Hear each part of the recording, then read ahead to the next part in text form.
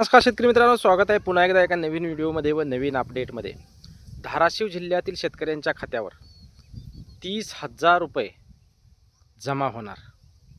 सर्वांना आनंदाची बातमी आहे शेतकरी मित्रांनो, कारण खूप शेतकऱ्यांना प्रतीक्षा होती की रब्बी अनुदान हेक्टरी 10,000 प्रमाणे शेतकऱ्यांच्या खात्यावर कधी वर्ग होणार.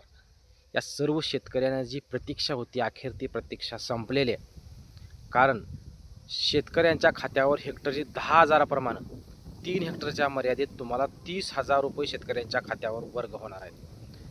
धाराशिव जिल्हा मराठवाड्यातील जास्तीत जास्त अतिवृष्टीग्रस्त झालेला जिल्ह्यामधला एक जिल्हा आहे आणि या जिल्ह्यासाठी निधी किती मंजूर होणार या सर्व शेतकऱ्यांना प्रतीक्षा होती. अखेर 577 कोटी रुपये धाराशिव जिल्ह्यासाठी मंजूर करण्यात आलेले आहेत. त्यामुळं प्रति हेक्टरी शेतकऱ्यांच्या खात्यात 10,000 रुपये पडणार आहेत. ज्या शेतकऱ्यांना 1 हेक्टर क्षेत्र असेल त्यांना 10,000 पडतील, ज्यांना 2 हेक्टर क्षेत्र असेल त्यांना 20,000 पडतील, तर ज्यांना 3 हेक्टर क्षेत्र असेल त्यांना 30,000 रुपये पडणार आहेत. अनुदानाच्या व्यतिरिक्त ही रक्कम राज्य शासनाकडून मंजूर करण्यात आली आहे. त्यामुळे हेक्टरी 8,500 प्रमाणे NDRFची मदत त्या सर्व शेतकऱ्यांना, काही शेतकऱ्यांना सध्या पडलेले आहे, तर उर्वरित शेतकऱ्यांनाही वाटपाच्या प्रक्रियेला सुरुवात होणार आहे. आणि त्याचबरोबर प्लसमध्ये हे 10,000 रुपये शेतकऱ्यांच्या खात्यामध्ये पडणार आहेत. त्यामुळं अतिवृष्टीनं हैराण झालेला भूम तालुका असो, त्याच्यानंतर परंडा तालुका असो, खूप शेतकऱ्यांची जनावरं वाहून गेली, खूप शेतकऱ्यांची शेती वाहून गेली, माती खरडून गेली. अशा शेतकऱ्यांसाठी एक दिलासादायक बातमी म्हणावं लागेल. कारण या अगोदर फक्त GRमध्ये फक्त 2 ते 3 विभागाचा GR काढण्यात आला होता. समोर पाहिल्या गेलेल्या निवडणुका, तर या निवडणुकीच्या अगोदर धाराशिव जिल्ह्याचा GR निघतो की नाही, इतर जिल्ह्याचा GR निघतो की नाही, अशी शंका खूप धाराशिव जिल्ह्यातील शेतकऱ्यांना होती.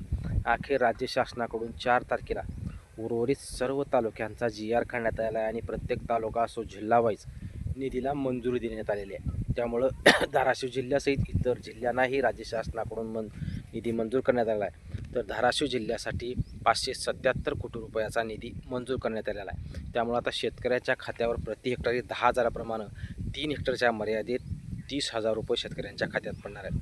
खूप शेतकऱ्यांना अजून अनुदानच आलेले नाही आहे, तर त्या शेतकऱ्यांना ही अनुदानाची रक्कम पुढील 2 ते 4 दिवसात शेतकऱ्यांच्या खात्यावर वर्ग व्हायला सुरुवात होणार आहे. कारण दिवाळीच्या पिरियडमध्ये काही शेतकऱ्यांच्या खात्यावर पैसे पडलेले आहेत, पण जिल्ह्यामध्ये इतर शेतकऱ्यांच्या खात्यात अजून निधीच वर्ग झालेला नाही. त्यामुळे NDRFची मदत 8,500 प्रमाणे काही शेतकऱ्यांना जरी पडलेली असली, तर इतरचे शेतकरी NDRFच्या निधीची अजून वाट पाहत आहेत. अशाही शेतकऱ्यांच्या खात्यावर 8,500 प्रमाणे NDRFची मदत मिळेल.